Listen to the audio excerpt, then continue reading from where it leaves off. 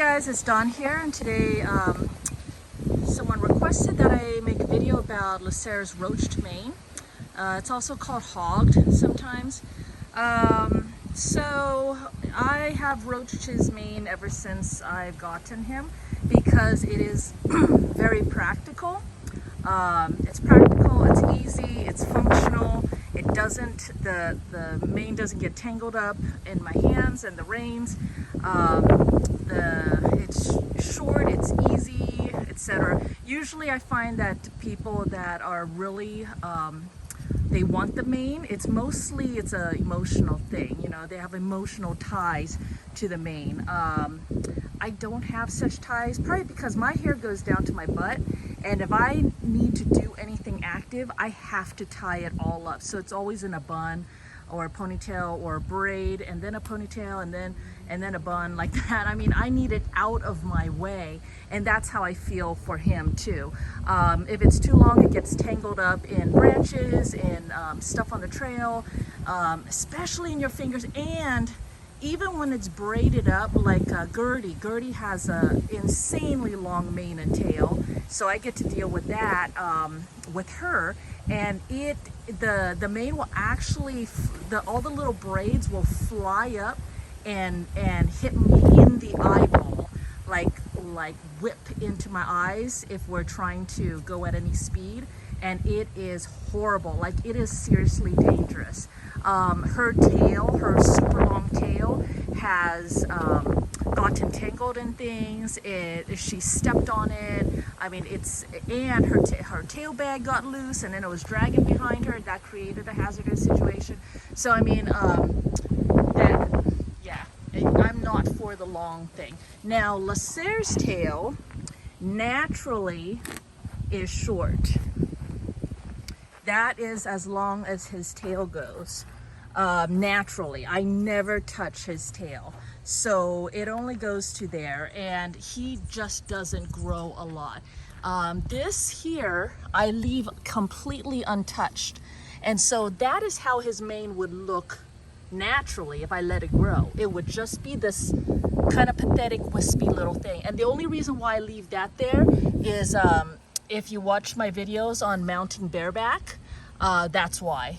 I have this little tiny bit that I can grip onto if I need to mount bareback. And I need to leave a huge section over here just to be able to have any kind of grip at all, because he doesn't grow a lot of mane. So his mane looks really wispy, kind of pathetic, but when it's roached, it actually looks kind of nice. So now the other thing is, right now it is too long. It needs to be cut again, and I will leave that for part 2. If anyone wants to see how I actually roach it, I can do that. Right now I just want to do a quick pros and cons. So a long mane can also be really hot. Short mane is shorter. For some events, some sports, like if you're roping, you're doing a lot of stuff with ropes, you don't want the mane to get tangled up in the rope, get tangled up in stuff because you're active, polo, sports, things like that, then you might want to roach the mane.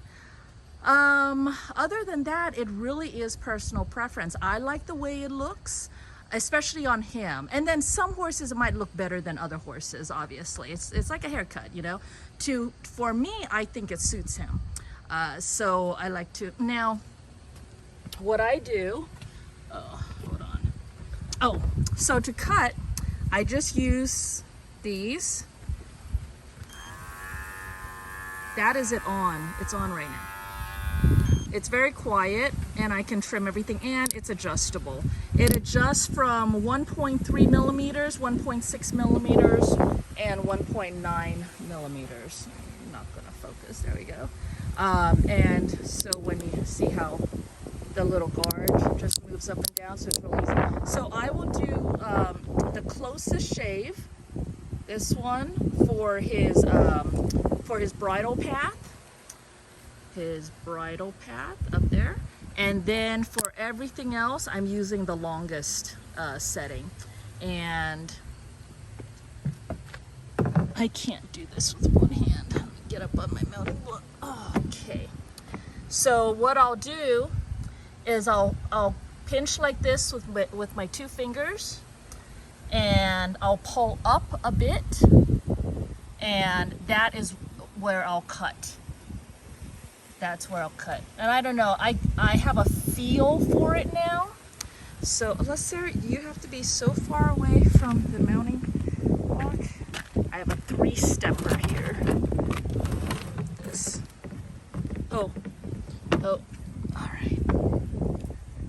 So come down at the base, come up, and that everything on top would be cut. So I will cut straight across, and then his bridle path, obviously that gets shaved down, so that's the lowest. And basically it's wherever your bridle will sit, I cut that. I could cut this back a little bit more. And then I cut straight across, and then I'll come up and cut this way and cut this way. And let me see if I can show you. All right, so first it's going to be a straight cut, and then it'll be like this. Cut up this way and cut up this way. That's just going to feather it out a little bit, because when you cut straight across, it's going to leave, it's going to be very square, and then you just want to feather it out a little bit on the sides like that. And typically, I know that this crest over here, he has a natural little crest, so I'll take that into consideration. Usually this is a little bit shorter over here, and then a crest. Now you see where it's starting to fold over? That's how I know that it's due for a trim. Now, because when it's trimmed to the proper length, then it doesn't have this little wave folding over. That means that it's too long. So it's due.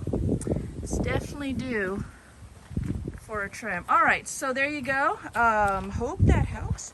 If there are any questions, you want to see me actually do the trim, let me know, and I can do another video as well about that. I can get that done probably tomorrow. All right, so thanks for watching. There, he's at attention. Hey, over here.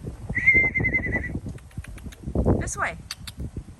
He's like, he's trying to see what I'm calling to. He's like, because I know I'm here already. All right, so there you go. Thanks for watching, and I'll talk to you guys later. Bye.